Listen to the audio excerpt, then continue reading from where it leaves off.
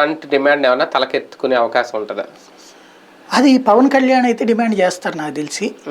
దాని మీద ఏమన్నా ఇద్దరు ఉద్యోగులు కూడా ఇప్పుడు ఎదురు చూస్తున్నారు, ఎవరు ఏ హామీ ఇస్తారు ఇటు వెళ్దామని. అదేనేది దాంట్లో చెయ్యాలి అంటే ముందు 1,00,000 కోట్లు కావాలి. అదే పాత ఇవన్నీ ఇప్పుడు సిపిఎస్ లో జాయిన్ అయిన వాళ్ళు 2004 నుంచి సిపిఎస్, ఇది 2023 అంటే 20 ఏళ్ళు. ఇప్పటిదాకా డబ్బులని కట్టాలిగా.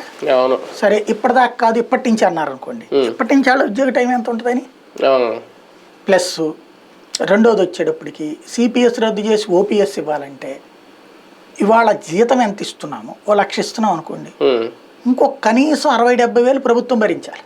అవును ఇక్కడ ఆలు లేదు సూలు లేదు అల్లుడి పేరు సోమలింగం అని ఏడు నుంచి వస్తాయి వీళ్ళకి డబ్బులు. ప్రతిదానికి ఇప్పుడు ఫైనాన్షియల్ క్రంచ్ ఉంది. అసలు ముందు వీళ్ళు చెప్పే పథకాలకు డబ్బులు ఏడు నుంచి తెస్తారని దిక్కుమొక్కు లేదు. వాళ్ళు ఆ పథకాల నవరత్నాలకే గింగిరాలు తిరిగిపోతున్నారు. నెలకు 1వ తారీఖు జీతం వేయలేని పరిస్థితి.